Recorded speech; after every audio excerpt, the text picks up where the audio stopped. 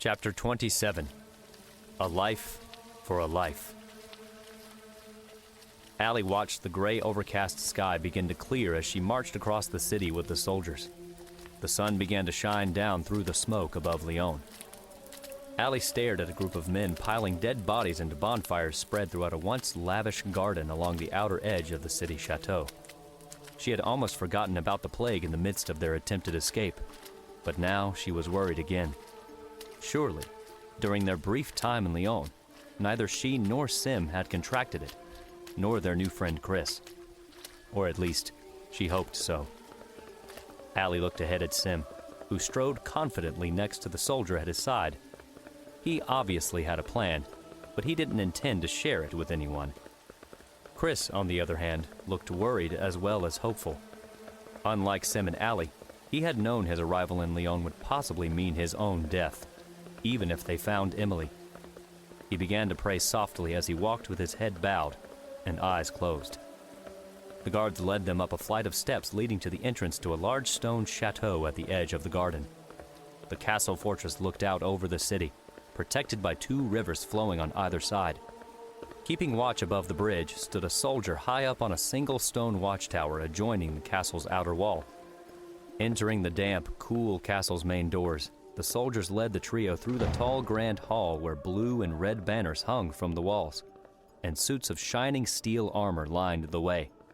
At the far end of the great hall stood a large mural of a man with a beard and short hair gazing up at the ceiling in triumph above a set of wooden double doors. Crossing the grand hall, the guards standing by the double doors opened the way to a large audience chamber, complete with two wooden thrones perched on a stone platform, and tapestries decorating the walls. The soldiers stopped Sim, Allie, and Chris in front of the two thrones. The bald, snooty official that had captured them stood at Chris's side quietly.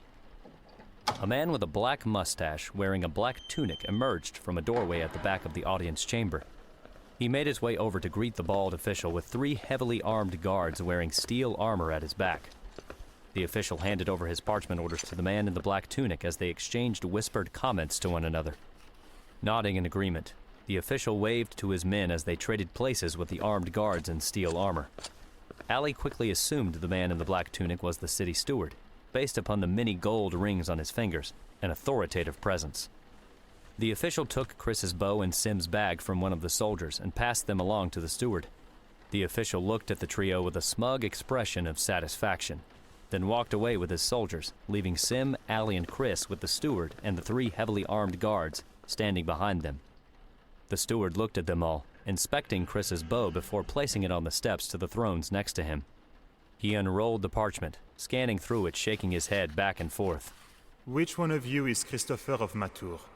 Chris lifted his head up from his prayer and looked at the steward. I am, Your Grace. The steward didn't bother to look at him. He continued to read the parchment to himself while pacing in front of them. This order says you have a brother. Would that be you? Asked the man, standing in front of Sim. No, sir. He is only a friend. My brother is dead, same as my mother and father. My brother was one of the first to be claimed by the pestilence. The steward looked at Chris with a look of sympathy. Unfortunate. I am truly sorry for your loss. God's wrath has claimed my sisters as well. He spares few in these dark times. The steward turned his back to them as he finished reading the parchment. He rolled the parchment up and held it close to his chest, turning his gaze up to the gold cross hanging from the ceiling at the back of the audience chamber. The Countess is tending to her husband, so the business of justice has been bestowed upon me as steward for the time being. The steward turned around and looked at each of them, his face a mask of contemplative sadness. This plague has killed many, and our war with the English forces is a burden on all of us. A sin such as this demands your death, the steward said, looking at Chris. Count André would command your death and imprisonment for your friends without hesitation. However, I do not have the heart to give such an order, especially to a man who has not committed any crimes of his own, but rather stands accused of his family's crimes. Death is all around us, and I do not wish it on anyone if it can be avoided. Although, I am obligated to. We came in search of Lady Emily. Interrupted Chris. The steward looked at each of them, his eyebrow raised. The German healer? What business is she of yours? She is a friend. We came searching for her so she could accompany us back to our home. Said Sim. Odd. She never mentioned you three before. We were given the task to come find her. No doubt to use her healing skills on less important matters. You're wasting your time in that case. The Countess has already made her a member of the court. May we at least speak with her? Asked Allie. The steward shook his head. No. She is tending to the Count for the time being. Please, we must speak with her. Said Chris. I owe her a debt, which I have yet to repay. She aided my father on his deathbed, and now I owe my gratitude and service to her. The steward eyed Chris, presumably seeing the sincerity in his eyes. I am sorry. The steward replied. I cannot allow it. You three are to be imprisoned for the time being until the matter of the charges held against you can be properly resolved. Take them away. The guards grabbed Sim, Allie, and Chris by the shoulders and began to drag them back to the main door of the audience chamber. Oh, no! We must see her! No! They each struggled and fought to escape. The back door of the audience chamber swung open. From it emerged a beautiful woman with dark blonde hair wearing a gray gown. She hurried over to the steward. My lord, he is requesting your presence. Emily! Shouted Chris as the guards continued to drag him away. Emily looked over at Chris with a surprised look. Christopher? Emily ran toward him. The steward followed Emily, trying to stop her. What's going on? Emily asked. Stop! Release them! Immediately! The guards stopped and looked at the steward. The steward shook his head with disappointment. He waved his hand for each of the guards to let go. The guards released their grip on Sim, Allie, and Chris, and removed the irons from their wrists. What are you doing here? Asked Emily, approaching them. We came to find you. Said Chris. Why? What is it? Is everything all right? She asked. Who are your friends? A story worth telling later. Said Allie, jerking her arm away from the guard and fixing her shirt. Well, can the introductions wait? The Count needs me at the moment. Said Emily. My lady, what is wrong? Asked the steward, approaching her. I'm afraid his condition is worsening. You must come with me at once. Emily turned around and hurried toward the door at the back of the audience chamber. Chris started to follow with Sim and Allie ready to chase after him. The guards reached out to grab Sim, Allie, and Chris again. The steward shook his head and called the guards off. No. Let them go. Hearing the steward's command, the three guards backed away and let them chase after Emily as she exited the hall. Emily hurried down a long stone hall with Chris, Sim, and Allie behind her. She stopped and walked into the Count's bedchambers at the end of the hall. Sim, Allie, Chris, and the steward entered after her quietly. Inside was a blonde-haired woman wearing an ornately decorated dress and lavish jewelry, who stood holding the hand of a man with a fine-trimmed beard, lying in a blue and gold bed. Boils covered his face and arms as he slept. Sim and Allie both gathered that the two figures of French nobility before them must have been the Count and his wife, Countess Sophia, they had heard about. Sim and Allie stepped to the back of the room and watched with Chris at their side. How is he? Asked Emily. He says the pain is gone, but he is having trouble breathing now. Replied Sophia. Emily turned to the table next to her and began to grind a set of yellowish-green herbs in a bowl. Laying a piece of cloth on the table, she poured the ground ingredients onto the cloth, then folded the four corners together. Christopher, can you pour that hot water into a cup for me? Chris hurried over to the fireplace next to him at his right side. He pulled the small cast-iron pot of boiling water out from over the fire with a folded piece of blue cloth sitting on the mantel. He carried the pot over to the table in front of Emily and poured the hot water into the cup. Sim watched Emily drop a few familiar, vibrant yellow flower petals into the cup along with the rest of the ingredients. She waited for the ingredients to steep in the water before removing the cloth and handing the cup to Sophia. Chris stepped away and replaced the pot over the fire. Help him drink, same as before. You can let it cool if it is too hot, but it must stay warm as he drinks it, said Emily. Drink, my love. You must, if you ever expect to feel better. Your people need you, as I need you. Everyone watched Sophia help the Count slowly drink the herbal brew. He coughed between taking small sips, one after another through his brown beard. Emily walked over to the fireplace and poured the hot water from the pot into a bowl before washing her hands clean in the water. Sim, Chris, and Allie watched from the other end of the room while the steward comforted Sophia. Emily joined them, drying her hands with a clean cloth. Do you remember when I first arrived in Lyon? I was so scared to be wed to a young man I had never met before. But then, you slipped that note underneath my door late that first night. It was the poem you wrote for me, sharing the same worry. Sophia held her husband's hand. She reached into her dress pocket and passed a folded note into his hand. I did not need to see your face to fall in love with you, André. This poem was all I ever needed. Emily sighed with her broken heart where everyone could see, worn into the rag she dried her hands with. He is the first case I've seen so far, and I don't expect it'll get any better for him. With your healing hands, I'm sure you will be all right. Chris replied. How's your father? Asked Emily. Chris hung his head, rubbing his father's ring around his finger. He is with my mother now, and my brother. Emily placed her hand on Chris's shoulder. I'm so sorry, Christopher.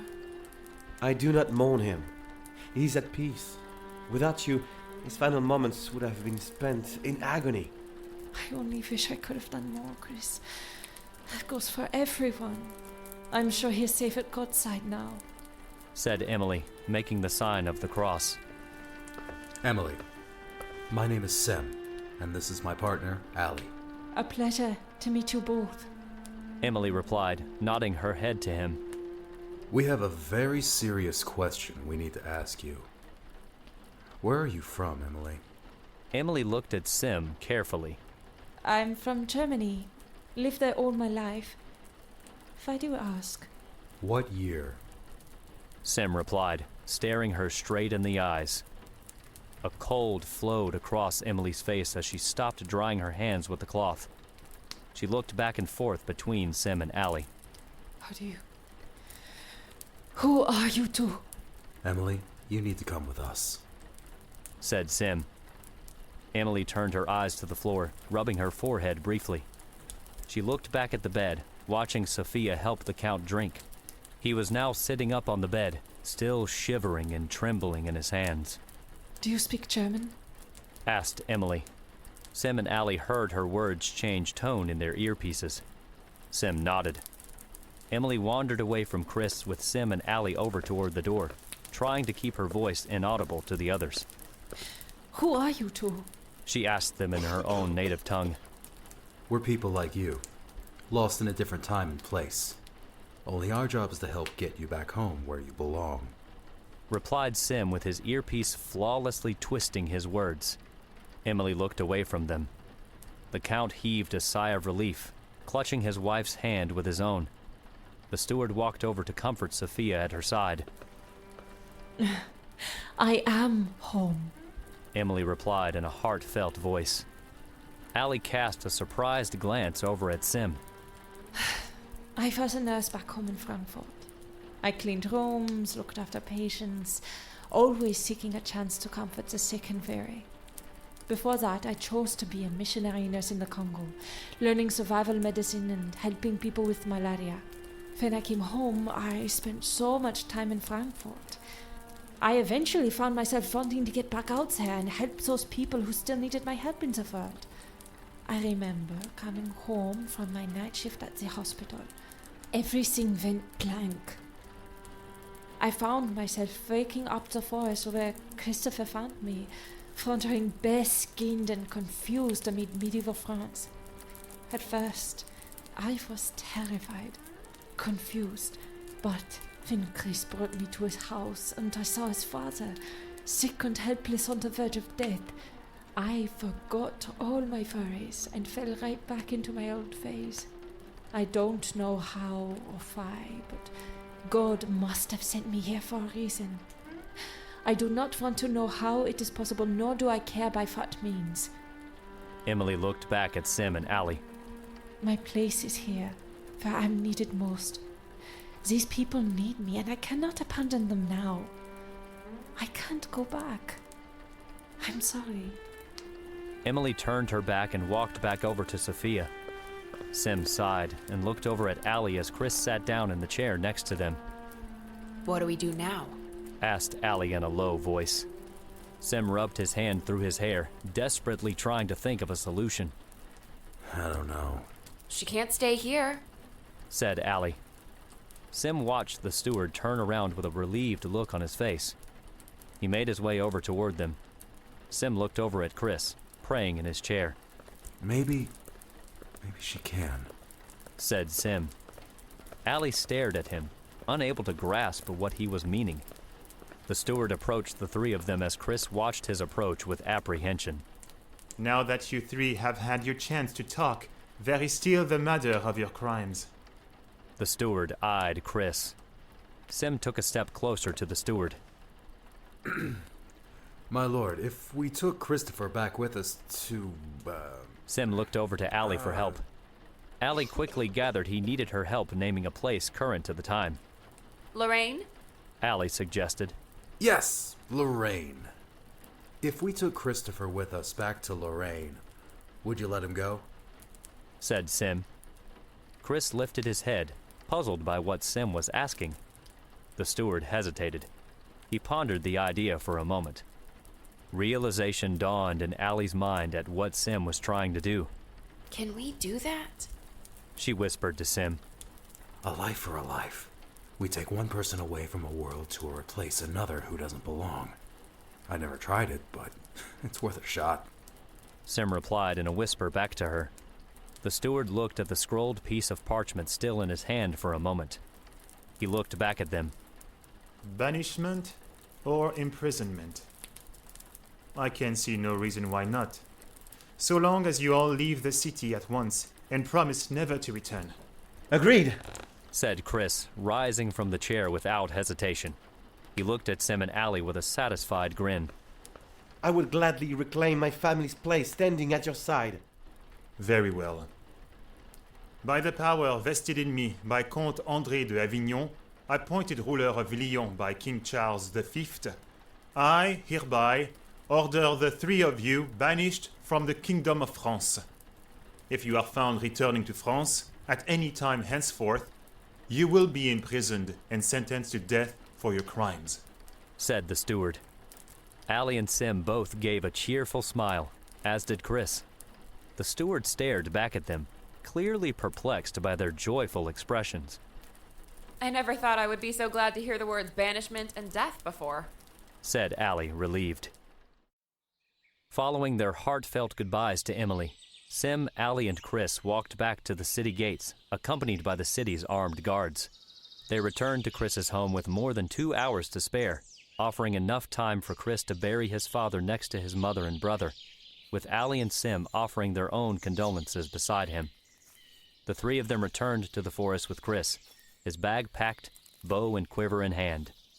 Chris saw the gateway of the Ark once again glimmering in the distance. He stopped in his tracks, seemingly frightened to the core. Allie looked back to see him standing motionless, staring fearfully at the gateway. Chris, you okay? Allie walked back toward him. You still have not told me who you two really are, He said, in an honest tone. Sim walked back over to him, laughing to himself. We weren't lying to you earlier, Chris. We're travelers, just like Emily. Guardians across time looking to save people. So you are angels. Chris replied. Your saviors and protectors. Yeah, I guess you could say that. And what is that? Asked Chris, pointing at the gateway. That Said Allie, taking Chris by the hand. is our way home. Chris took a deep breath. His cheeks blushed holding Allie's hand. He stepped lightly at her side through the forest. Sim reached into his bag and pulled out his pair of goggles and handed the other pair to Allie. Here, you might want to wear these, said Sim as he handed his goggles to Chris. Chris took the goggles from him and looked at them curiously. He watched Allie slip hers over her eyes and did the same. You ready? Does it hurt? Not one bit. She replied. Sim pressed the return button on his communicator. The gateway began to grow as Sim covered his eyes. Chris's mouth opened in awe as he watched the starlight grow. Beyond it was another world open for him to step into. Allie waited until the gateway was fully open to them, then led Chris by the hand behind Sim through the gateway. The light slowly dimmed away in the forest until nothing remained. The wind blew softly through the trees once again as the clouds cleared away. All that remained was a fallen tree, cut by a young man who was nowhere to be found.